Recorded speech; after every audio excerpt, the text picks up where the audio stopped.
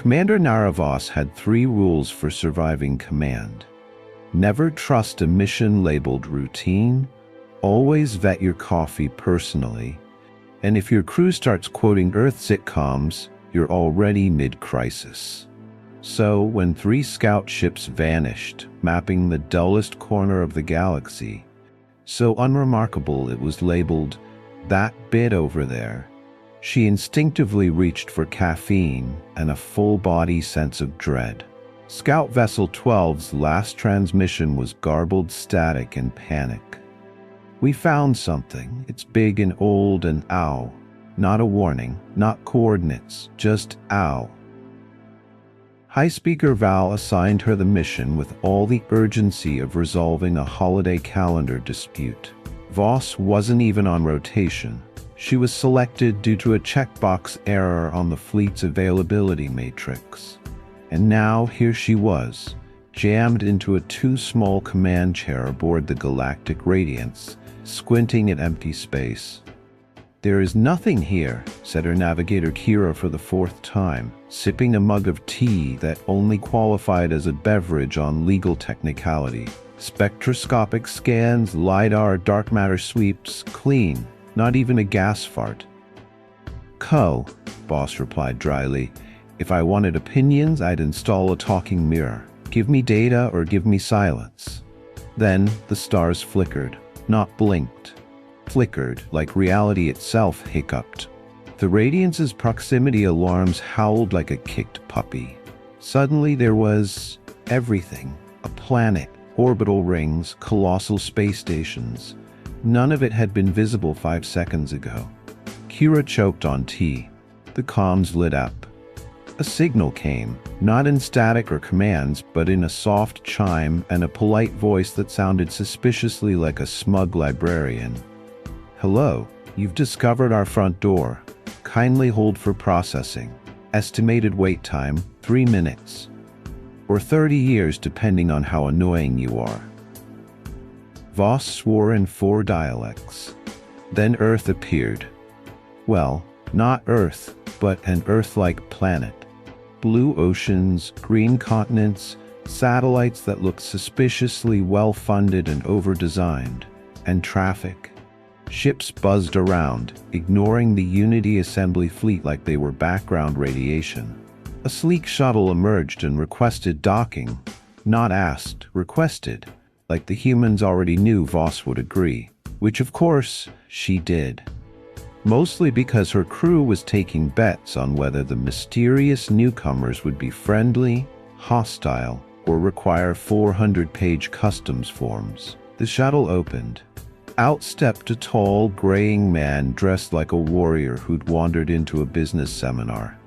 "Admiral Julian Cross," he said, eyes twinkling.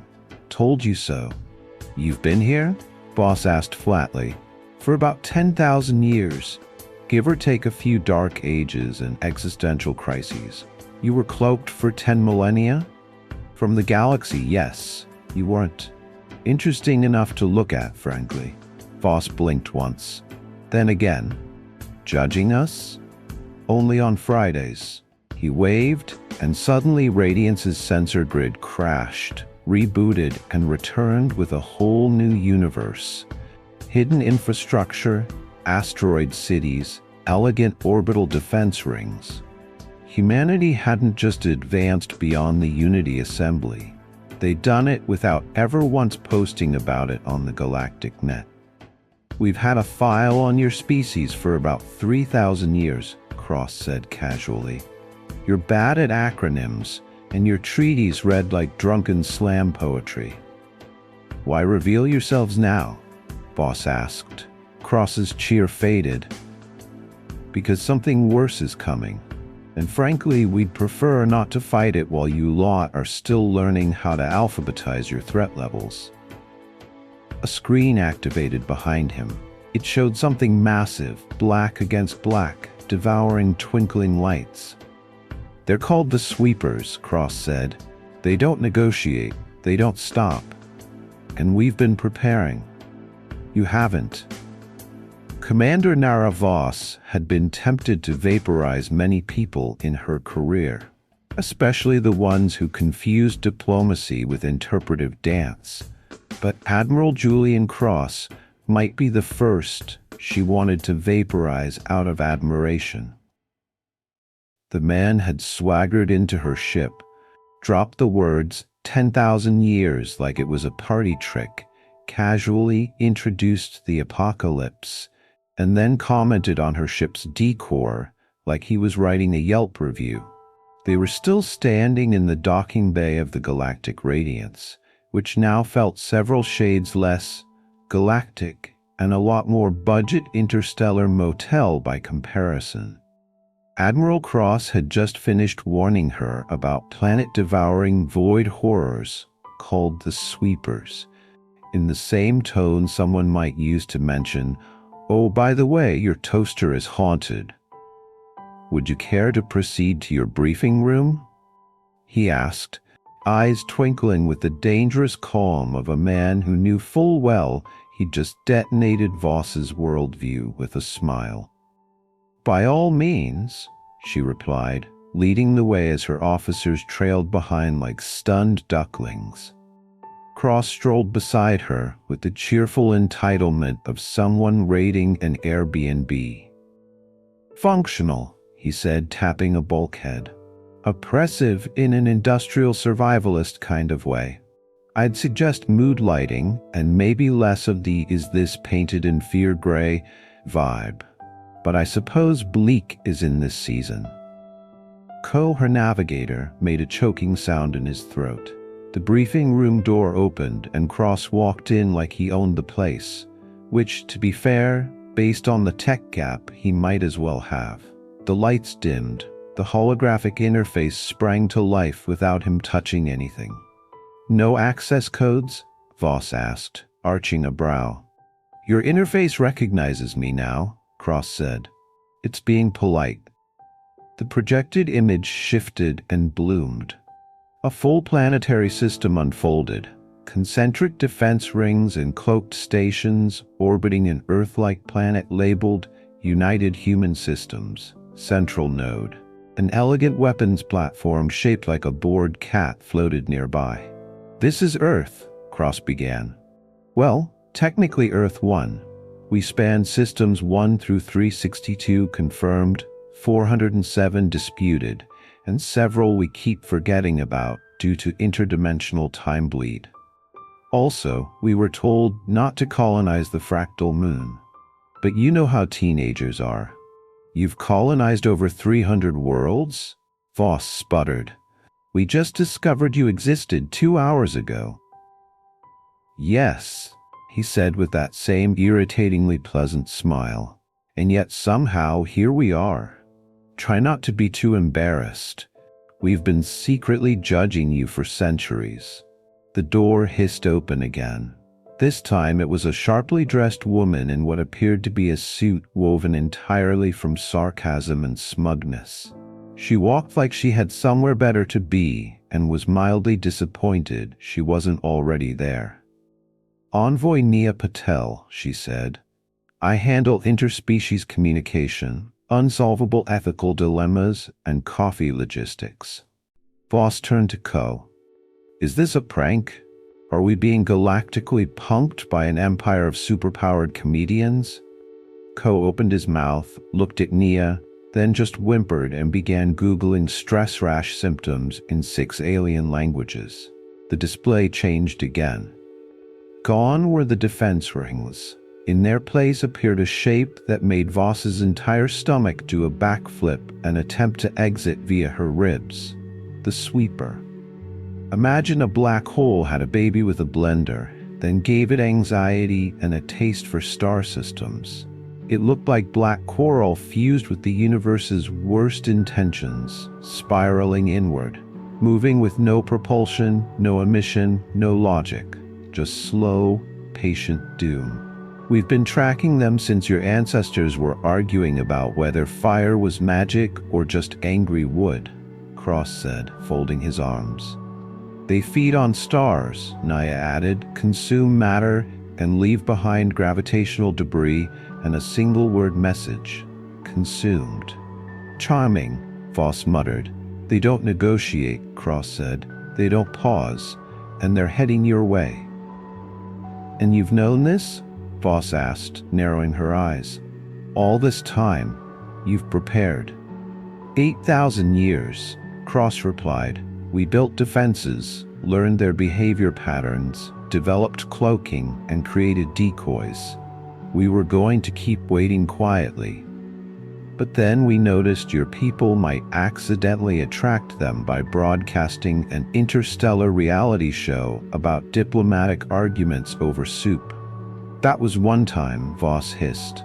We have the footage, Nia said, smiling. Voss looked between them. So now you're showing yourselves. Just like that. Cross nodded. Because we can't hide anymore. They're getting too close. And while we admire your plucky enthusiasm for democracy, we'd rather not fight the apocalypse while you're still voting on font sizes for your treaty documents. She rubbed her temples. So you want us to… What? Form a united front? Oh, heavens no, Cross said. Committees are how galaxies die. We're inviting you to either help or get out of the way. But be warned. If you get in our way, we will file a very polite but aggressively worded diplomatic complaint. He handed her a glowing crystal. This contains our shield upgrade tech. Consider it a gift. And a test, Nia added.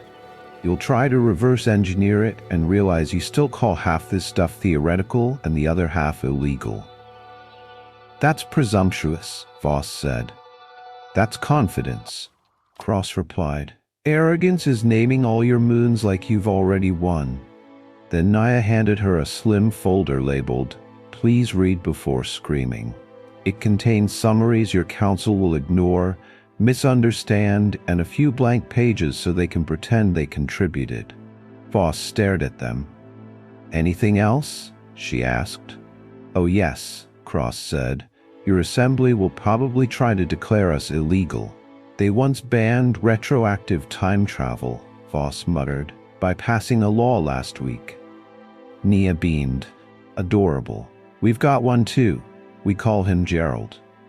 They turned and walked away, disappearing into their shuttle like smug magicians who had just set the galaxy's assumptions on fire. The radiance jumped to warp. Earth's hidden system now burned into every sensor array. Voss stood still for a long time, then finally said, 10,000 years, and they were bored. She turned to Ko. Prepare the briefing. For the High Council? He asked, already pale. No, she snapped. For my impending caffeine overdose. The next 20 hours will be a diplomatic funeral. Who died? Ko asked. She stared out the viewport. Reality, she said. Apparently it was an illusion this whole time. The Unity Assembly High Council chamber, nestled inside the orbital citadel of Lis-Varal, was a monument to dysfunction. Imagine a marble mausoleum built by over-caffeinated architects who believed echo chambers were a feature, not a bug. That's where Commander Nara Voss now stood. Dead center, flanked by 2 honor guards, trying very hard to look serious and not vomit from existential dread. It had been exactly 47 minutes since she submitted her report, since she had slapped a glowing human data crystal onto the central podium like a galactic Uno reverse card, since she distributed the slim folder marked Please read before screaming. The screaming began 30 seconds later. High Speaker Valis, a towering crustacean like Feldari, who spoke like every sentence was a chapter title in his autobiography, was already on his 13th repetition of the phrase, "This is unacceptable." No one could say for certain what "this" referred to anymore. Meanwhile, the council chamber had degenerated into what could only be described as a panic opera. The Moreth combined delegates were glowing in 10 separate shades of bioluminescent stress mucus. The Drovians had begun ritual headbutting, a cultural expression of disbelief and an excellent way to fracture committee furniture. One Gilthonian delegate was openly trying to marry their data tablet, having fallen in love with humanity's elegant shield tech. A robotic envoy from the Zexian Accord simply began running Error 404, chill not found on repeat. They watched us for 10 millennia and judged us, one delegate shrieked.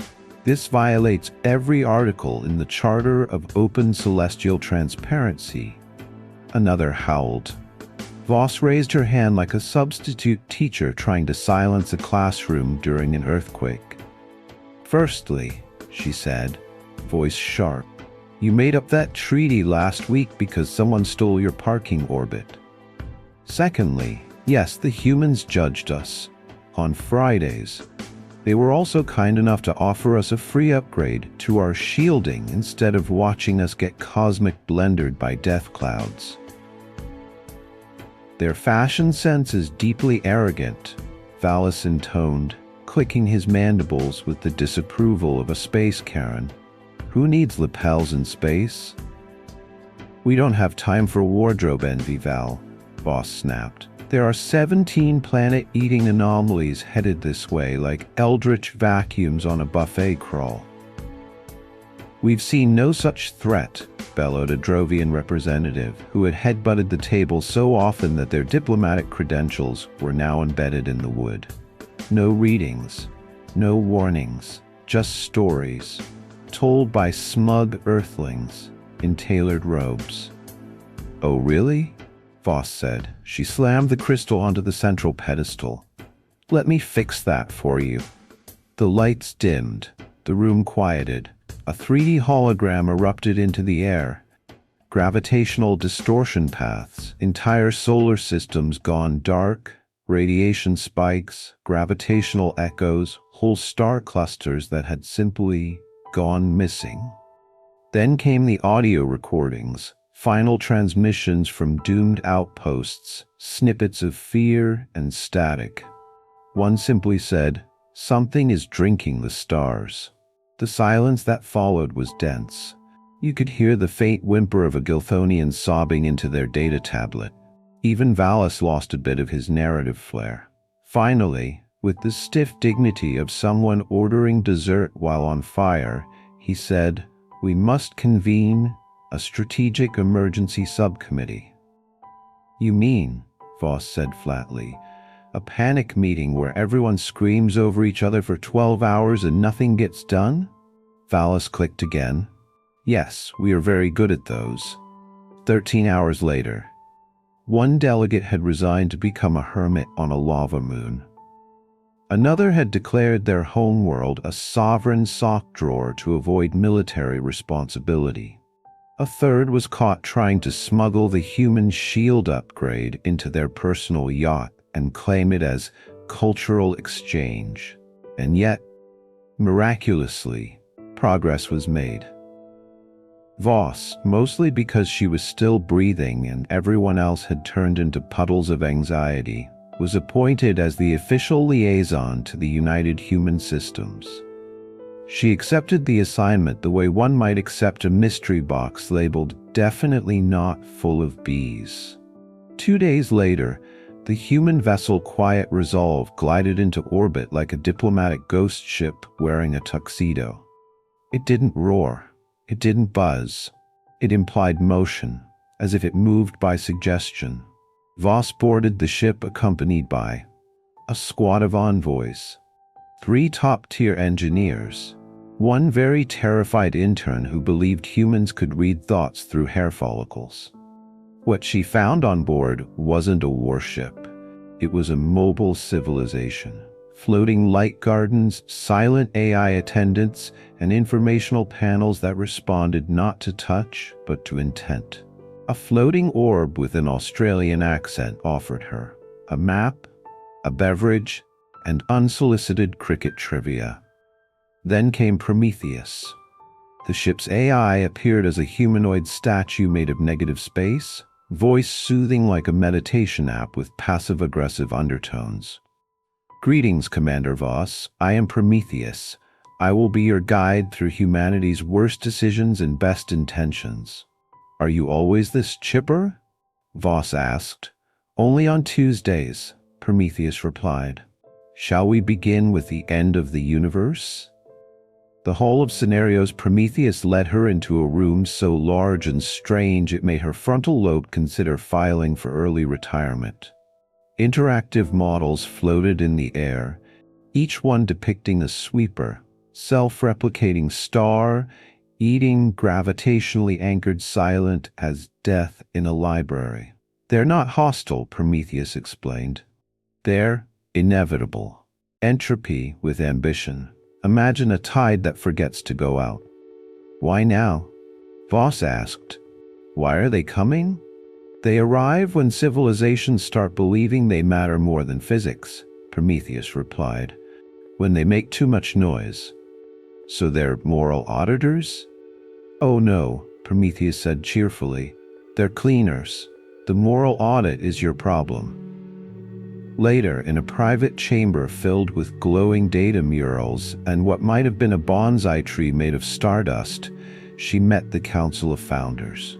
Transhumans, digital intelligences, augmented minds, and one man who introduced himself as Greg. I am, he explained, the accumulated regret of humanity, encoded into a sentient avatar. Self-awareness is a hobby we take very seriously. They answered her questions, showed her plans, explained blueprints for galactic-scale defense grids, systems designed to redirect the sweepers, web their gravitational paths, and buy time. But we can't do it alone, said Greg. We need you, the Assembly, the other species, even the ones who argue about soup. They didn't demand leadership. They weren't trying to rule. They were just trying to survive responsibly. That night, Voss sat in her quarters. She sipped a human beverage that didn't taste like despair, finally letting her shoulders drop an inch. The humans weren't gods. They weren't monsters. They were survivors, with sass, with plans, with warnings written in folders labeled, "Don't panic unless it's funny." 17 sweepers were headed their way.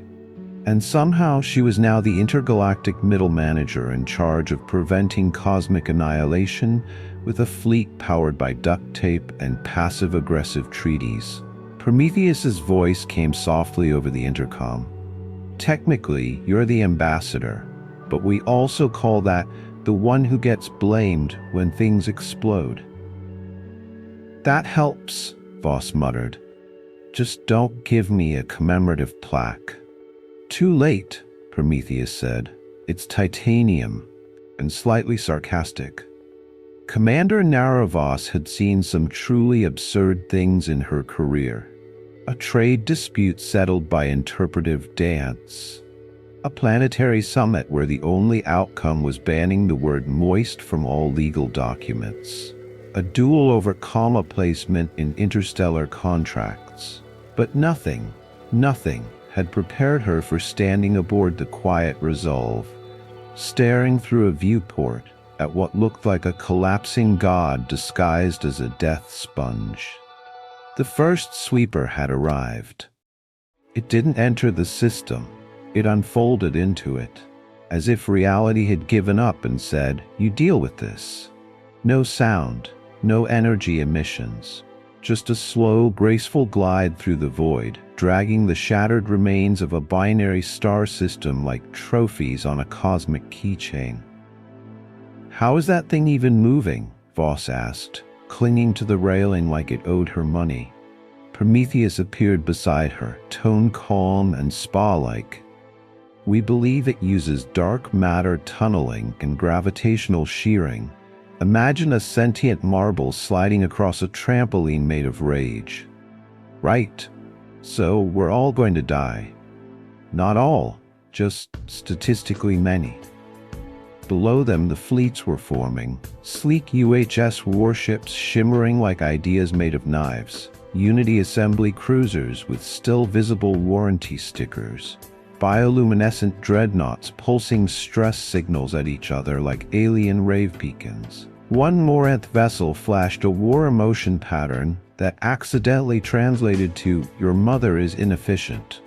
A Feldari flagship responded by deploying 12 flares and a passive-aggressive manifesto titled "Proximity is not consent, a diplomatic guide."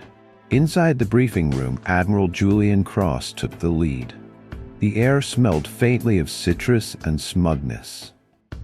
"Ladies, gentlemen, and non-binary eldritch entities," he began, "the sweeper will reach populated sectors in 17 days. It's old, slow, possibly full of monologues. Our plan is to annoy it until it leaves." "Annoy it?" asked a Unity admiral. "Yes, we're going to weaponize mild inconvenience, redirect it toward uninhabited systems, catfish it with fake planets. We call it Operation Breadcrumb. You're trolling a cosmic death god." "Trolling responsibly," Cross clarified. And so, the trolling commenced. The plan: lure the sweeper toward a destabilized pulsar. Use gravitational lensing to distort its path. Flood its path with false planetary signatures like spam mail for celestial predators. The result? It worked. Barely. The sweeper shifted. Not much, but enough to miss 2 inhabited sectors and head toward a gas giant. Apologies to the gas giant. It had a good run. The assembly celebrated the news like drunk diplomats at karaoke. Champagne flowed. A Drovian delegate tried to kiss their reflection. One sentient ooze declared its love for collaborative survival vibes. Voss allowed herself 1 full minute of peace. Then the next report arrived. 2 more sweepers have altered course. One might have split into smaller ones. We're not sure. It wobbled ominously. She sighed and reached for her coffee. It was empty. Prometheus appeared with a fresh cup, of course. "Thought you might need this. You're learning." "I've had 10,000 years of practice." Now, Voss stood again at the command deck, watching fleets from once rival empires move together in, mostly, unison. She was officially the galaxy's middle manager for cosmic crisis coordination, juggling diplomats, weapons engineers, existential terror, and a growing urge to scream into a pillow. "So let me summarize," she muttered to Prometheus. "We're trolling star-eating abominations, coordinating with a smug civilization that hid for 10 millennia, and trying to get a political council that once banned plaid to take this seriously." "Correct," Prometheus said. "You're doing quite well. Most would have collapsed into a sobbing stress cocoon by now." "Give me a week," she muttered. And yet, as she watched the fleets work together, as AI minds and squishy diplomats argued over targeting priorities and pronouns, she saw something else too. The galaxy, surviving. Not neatly, not heroically, but together. It was, she supposed, a kind of victory. Prometheus interrupted her thoughts. "Oh, by the way, your commemorative plaque has arrived. I hate you. Titanium, slightly sarcastic, engraved with 'She tried.' Somehow that was enough." She stared into the stars. "Let's hope it is."